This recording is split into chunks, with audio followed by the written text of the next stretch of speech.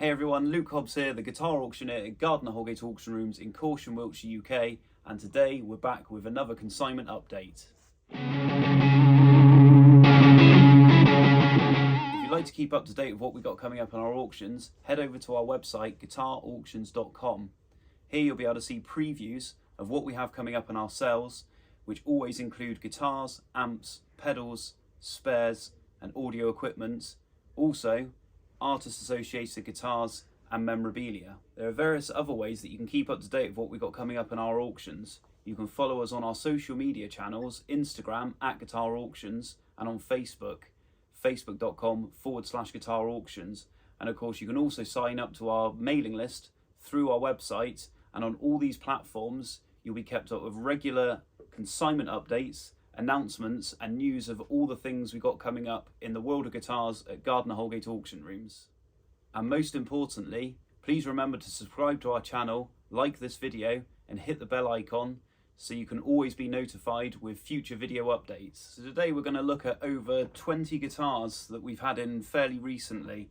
All of these things, as you can see by this as an example, are fairly quirky guitars, not your average thing. And we'll start with this one. So this is a 1985 Fender Performer. This guitar made in Japan. Now, this is a particularly rare guitar. You'll notice it's got a maple fretboard, and we think, or we're led to believe, it is the only one of this model with a maple fretboard. We're selling the guitar with copies of some emails from John Cruz, and he states that it could well be a sample copy, particularly because it does not have a serial number on the back of the head. So it's lacking a serial number, and it's got a maple board, so it's thought that it is a sample or a prototype copy that was made. And John Cruz himself said that he seems to remember all of them being rosewood, but he can't exactly remember the specifics. It was a long time ago. But this is a really, really cool thing. It's a rare Fender guitar in its own right, but it's, like we said, possibly an early prototype model of the maple board. Tony Bacon, guitar guru, he also agrees with John Cruz that all the ones he sees are rosewood. So yeah, no, it's a really cool thing, really cool finish. I love the metallic green, generally in great condition. I mean, just looking at it now, we've got one ding there, but otherwise it's all original with the original hard case. And it's a great thing that's coming up for auction on the 5th of September. And like buses, two come along at the same time. So here you will see the standard production model with the rosewood board. Again, 1985. They did only make this model for 1 year. So 1985. This has got the metallic finish as well. Really, really cool thing again. I actually prefer the rosewood board. I think aesthetically it looks a lot nicer. There's possibly a reason they decided against the maple, I don't know, but yeah, rosewood board on this one, standard production model, and it's again a really, really cool thing. It's got the original case like the last one, and again it's in exceptional condition. So I think these have gone up in value quite a lot actually, and I think there's still a lot of potential investment value in them. So certainly one to look out for, or certainly two to look out for, coming up on our next auction. As I said at the start, this video really does concentrate on quirky things, and here's another one. This is a 2007 Gibson SG GT. So if you like cars and you like guitars, this could be the guitar for you. They did these in various finishes. They did them in a green, a blue and a black, typical racing colours, the black racing stripes. Maybe it'll make you play faster, who knows. Yeah, no, this again, it's a rare thing. It's in reasonable condition. I mean, there's some lacquer checking. You may be able to see that on the camera. There is a bit of a hairline here. We're unsure exactly what's gone on there, but perhaps it has been dropped at some point. So there's a little bit of an imperfection to the body, but otherwise it is a cool, quirky thing. And like I said, if you like your cars as well as guitars, it really is a looker. You've got this very sort of Corvette Chevrolet type thing, haven't we? So yeah, no, it's an amazing thing. is a good player as well. Nice sort of standard, I guess, SG neck profile. And yeah, no, another nice quirky thing coming up on the 5th of September. And here we have another quirky, little bit different Gibson guitar. This is a Gibson BFG, stands for barely finished guitar. It wasn't a model that necessarily caught on, but it was popularised by the fact that Gary Moore had his own signature model. So I think that is I guess that's the person that most people associate this guitar with. The main thing of the guitar is it features this sort of textured, I mean, it's almost like alligator skin top, and this one finished in black. This is, I think, my favourite finish for this model. It was a model that was discontinued in 2011. That's the last year that they made them. But one feature that they brought in right at the end was this shallow trem. So it's a little bit jarring to see a Strat trem on a Les Paul, I will admit. But there you go. It's even got the Strat pocket behind with the spring system. So yeah, you got a Les Paul with a Strat trem. Got a P90 pickup, humbucker pickup. I really like them. I think they sound great. I think this combination of pickups sound really good. Really creamy sound coming from the neck pickup with the P90 there. And I love this textured finish. I'm not a massive fan of trems, so I'm not completely sold on the trem anyway. But for those of you who want a Les Paul with a trem, that could be a really, really good option for you. So next up we have a Les Paul standard, Gibson Les Paul standard, but by no means a standard. This is a 1960 reissue, but it's one that was made in conjunction with Guitar Center. So it's a very limited thing, made in 2005, this one. So made in 2005 in collaboration with Guitar Center.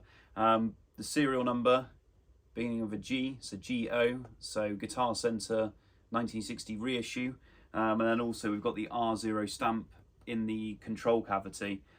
We do have the control cavity in screws, and it's just been taken off for the illustrative purposes, if you can make that out on the camera.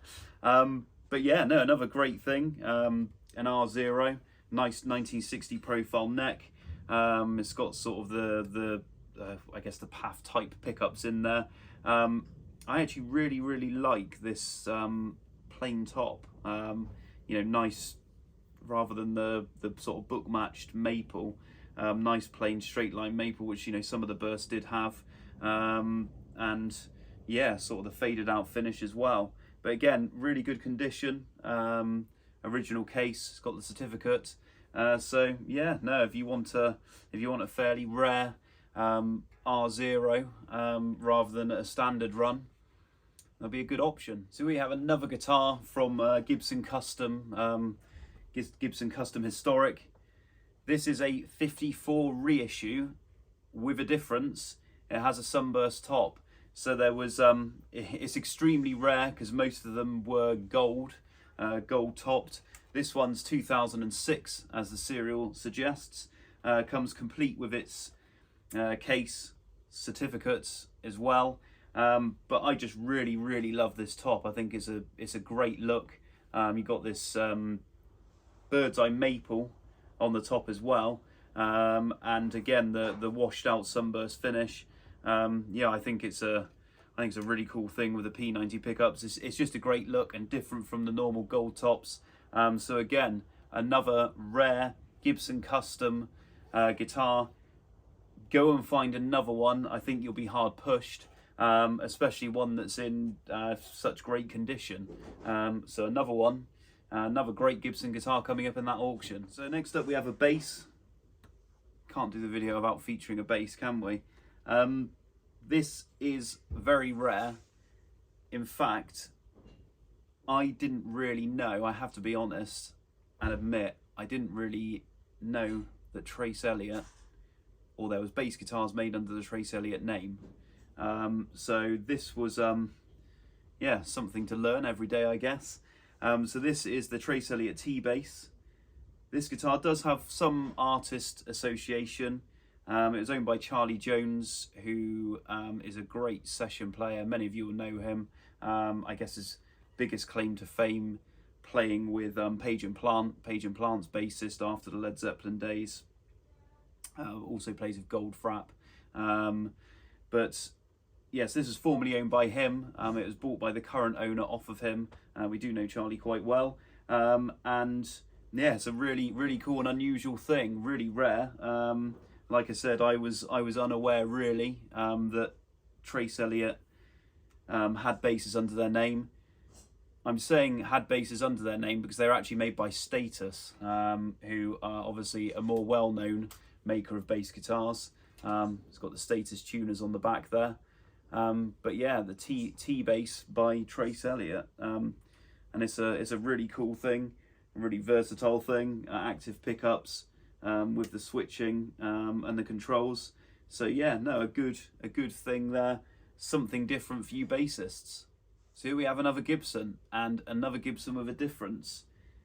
We saw the BFG model earlier with a Trem. This model also has a Trem. So yeah, big old Trem there. But this is a 1984 Gibson Les Paul Custom, and no expenses spared really.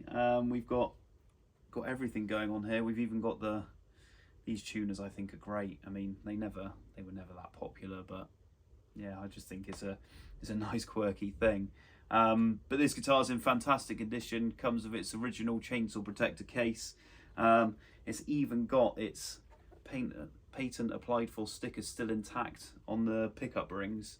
I think that's a really nice touch, just showing how good an example this is. But yeah, 1984. It's got all the appointments on it, with the Trem as well. So again, if you're after a Les Paul with a Trem, fantastic option, and just another rarely seen rare Gibson Les Paul guitar that have become very collectible these days, and I'm sure even more so into the future.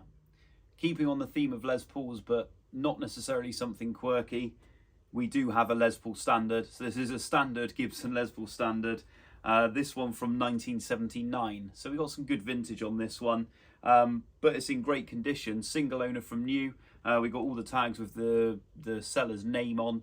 We got all the original hang tags, the original Gibson case, the protector case, and generally it's just a really good, honest example. Everything's all original. We've got a bit of buckle wear on the back, a little bit of wear on the neck, but otherwise, yeah, a good example. And not too bad a weight actually for the period. You know, that they're always going to be heavy, but yeah, no, a nice thing in the tobacco sunburst as well. So yeah, this one coming up as one of the more standard guitars that you'll see in the sale. Here we have another bass. This is a Squier precision bass, but it is a JV. So early 80s, really good basses, where the Fender's production went out to Japan under the Squier name, which they quickly changed because the quality was so good. But these are fantastic basses. I guess in terms of the vintage market, they're still quite affordable. I mean, they have gone up in value, but still quite affordable, and just really good, solid bass guitars. Always love having them in the sale. I don't think I've had one for a couple of sales actually, a JV Fender, but yeah, this is a decent example. Looks like the pots have been changed. Not actually had it apart yet to look inside, but I'm just looking at the pot shafts are standing out a little bit too much from the base, so we'll have a look at that, but all will be revealed in the catalogue listings. But there we go, an early 80s JV Squier precision bass, and a nice example. And this guitar, I'm mainly featuring it because it's one of my personal favourite things to come in. It's not necessarily massively valuable, but you don't see many of them around, certainly in this configuration. So this is a 1982 Ibanez Blazer Series BL470, and one of the things I do like about this quite a lot is you've got the sky blue finish. the majority of sort of Blazer series guitars you see in the natural finish. So you've got the sky blue finish, and also you've got the HH configuration pickups. So we've got the Damasio HH configuration humbuckers there. So really, really good high output, very punk rock. Another one of my musical loves there. So yeah, no, it's a great thing. It's in fantastic condition. This one comes with the original case. All looks, presents correct and original. So yeah, like I said, you can pick these up for a few £100s. They don't tend to come in, you know, at that much money. So reasonably priced. They are fantastic guitars. Really good appointments. I mean, these pickups now are collectible, these old Damasio pickups. So yeah, condition wise, very good. Small split in the pick guard here, but yeah, no, a very good thing, and one of my favorite things in the sale. So something British for you all. This is a 1966 Baldwin, it's a Burns Baldwin Vibraslim. So it's a big wide guitar actually. Just sitting here with it now, and a fairly bought-in scale as well. But yeah, no. So this is I mean, the main reason we're featuring this is because you don't see them every day, and this really is an exceptional example. There's a few lacquer cracks. All these old Burns guitars suffered from this. You won't find many without these sort of Burns Baldwin guitars. So we've got the lacquer cracks there, but otherwise it's a good, honest, original guitar with the Resitube Trem as well. The Jim Burns pickups. Burns pickups I think are great. You can get some really unique, good tones and sounds out of them. But yeah, this is a nice example with the original case. Came in fairly recently from a chap who lives just down the road from us. So yeah, no, it's a good British guitar. You don't see them that often, and just something a bit different to show off to you guys today. So this is a extremely rare thing. We've never had one before. I'm probably going to blind a lot of you with it. It's got a very, very shiny mirror finish. So this is made by the Electrical Guitar Company over in the US. Very, very much inspired by Velino guitars. A lot of you know all about Velino with making guitars out of billet aluminium, so it's aircraft grade aluminium. But yeah, this is just a good example, good original example. This is the like I said, the Electrical Guitar Company. So this is the EGC standard model. So this is their standard model, but there's not really much standard about it, is there? You know, it's a wild thing. But yeah, no, all completely made of metal, apart from a few parts, obviously pickup covers, etc. Control knobs. But yeah, something really extremely quirky for the sale, and just something a bit different for your collection. So let's take a break from the solid bodies and feature an acoustic. If you haven't done so already, I really, really recommend treating yourself to playing a Levin. A lot of these Swedish-made Levins are fantastic instruments. They're quite often overlooked. It's one of those things that those who know. I mean, it's a bit like Guild guitars, Guild acoustics. I mean, they're some of my favourite acoustic guitars, but they're always they're overlooked by Gibsons and Martins, and the same goes for Levin. This is a 1966, so good vintage, good year for England, eh? So it's a Levin LT18 acoustic guitar, and in good condition. It has had some work. It's had a neck reset, and it's had some finish tidying up, but really, really nicely tight grained maple, back and sides, and then the spruce top as well. We've got a sound hole pickup fitted as well, wired through the end pin.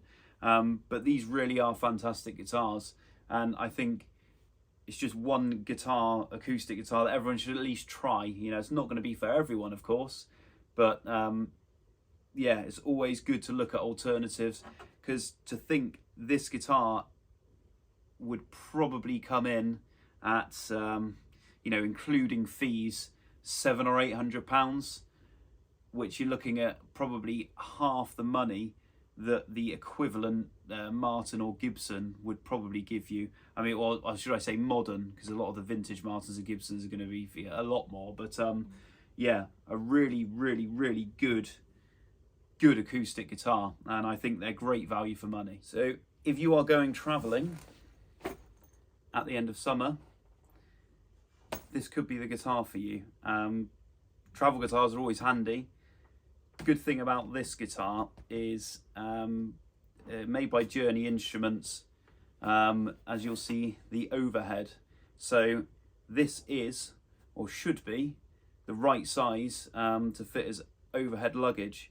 So forget everything else, forget all your clothes, all the things like that.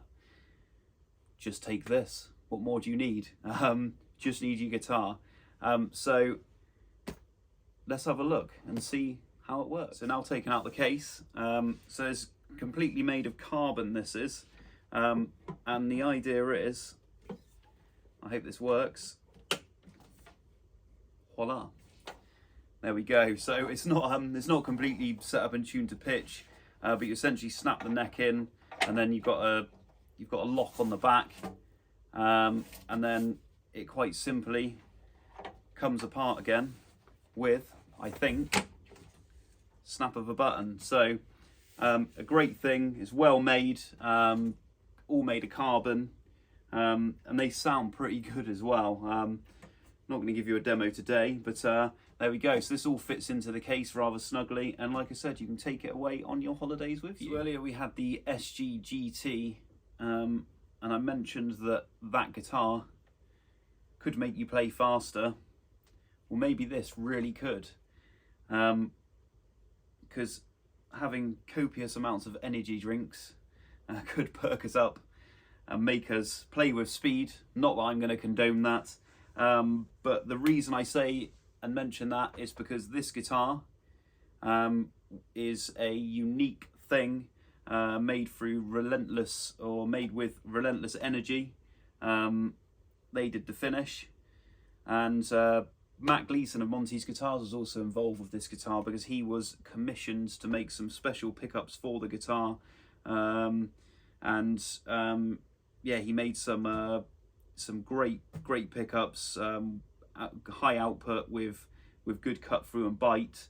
So yeah, and it's on a base of a 2013 Gibson SG model, and Relentless went through to put this finish on. So again, something a bit different, unique. So if you like the sort of classical artwork on there, or even if you're a fan of energy drinks. Another quirky Gibson guitar. We've had a few of these over the years, but we don't see them that often. So this is a 1980 Gibson Sonex 180 Custom. So yeah, Les Paul inspired. They're not the most popular model, but again, they are slowly coming up in value because they are quirky. There's not many of them around, but you've got a bolt-on neck. So for the Gibson purists, it's not going to be the most popular thing. They are always quite heavy, but yeah, it is a quirky thing, and a good option if you're looking to put something different into your collection of Gibson guitars. So next up we have a resonator guitar. It's nice to feature a resonator guitar. This is a 1930 Dobro Model 65. Now this is in incredible condition and is almost unbelievable condition, but it is a good original example, an extremely good original example, and the phrase "go find a better one" it couldn't be more suited to this guitar. So it's got this original French scroll sandblasted finish. All the metalware, as you can see, is all well looked after. It's a well maintained guitar. It's obviously been loved, collected and loved over all these years. But yeah, an amazing example, and like I said, go and find a better one. Yeah, probably one of the world's if not the world's finest example. So here we feature a vintage Gibson 335. This is a 1970s, sort of early to mid 1970s Gibson 335 in walnut finish. Some people love it, some people don't. It's a very, very dividing finish on these. Obviously the more traditional cherry and sunburst options I think are more favourable by the masses. But this is still a really, really nice, clean example. Few dings, few scratches, but you know, it is a nice thing. I think the worst of the wears, just a bit of play wear along the sides there. But no, it's a good, honest example. It's had a really, really good refret actually, with some fairly big frets, so it plays really, really nicely. So if you get on with the sort of skinnier nut that the later 60s into the 70s guitars had, and you don't mind the trapeze tailpiece, of course, then this is a really good option if you're someone who does like these walnut finishes. So from 335 to 345, this is a Gibson custom ES-335 made in 1999. A lot of people like these guitars because it was just before the VOS finishes that they did. So yeah, good natural top, and just some people just do prefer the aesthetic of these guitars. So a nice early Gibson custom example of the 345 in very reasonable condition with the case and tags. So this really is a special guitar. A really, really fantastic arch top. So this is a 1995 John Buscarino Monarch arch top guitar. In amazing condition. They really are fantastic guitars. Only the best timbers used. You've got the maple on the back and sides. Really, really, really lovely, fantastically made guitar. 3-piece neck. You've got the head that was actually designed. The head for this guitar was designed by the great Robert Benedetto. So a very prolific maker there. Got the Benedetto floating pickup, and this guitar, it just sounds amazing acoustically. It sounds amazing amplified, and it is just such a fantastic player. These guitars now, I believe they have a starting price to get one now of $18,000. It's quite something, and that's before you even put any higher appointments on them. So this could be a great opportunity to pick up a Buscarino Monarch for a fairly reasonable price. We're going in with an asking of sort of 7,000 to 10,000 as an auction estimate. So yeah, no, it's a stunning example. It's a fantastic instrument, so really one to watch out for you jazzers out there. So the last arch top we just looked at, we said was special. This really is special, and special is in the name. It's a 1969 Gibson L5c Special, but this was custom made for Gibson's top representative at the time, we believe, as a retirement present. So Gibson's rep Neil Penner, he was a rep through the 40s, 50s and 60s. He dealt with all the big names, certainly the artist names Barney Kessel, Les Paul, Trini Lopez. So he dealt with all the main Gibson artists throughout that period. And he was, like I said, a very, very successful representative for Gibson with this guitar that was made for him as a retirement present. It's an incredible thing, sort of no expenses spared. Just look at the neck. The maple on that neck is just incredible. Really nice appointments. Got a little bit of pearl inlay right at the end of the fingerboard. All the tail pieces you'd expect.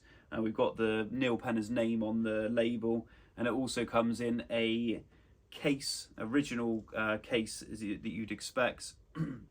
And then the case also comes with a outer Victoria luggage sleeve, which has got Neil Penner's name on as well. The guitar comes with its original hand tags as well. So it's a really, really lovely arch top with a great backstory as well.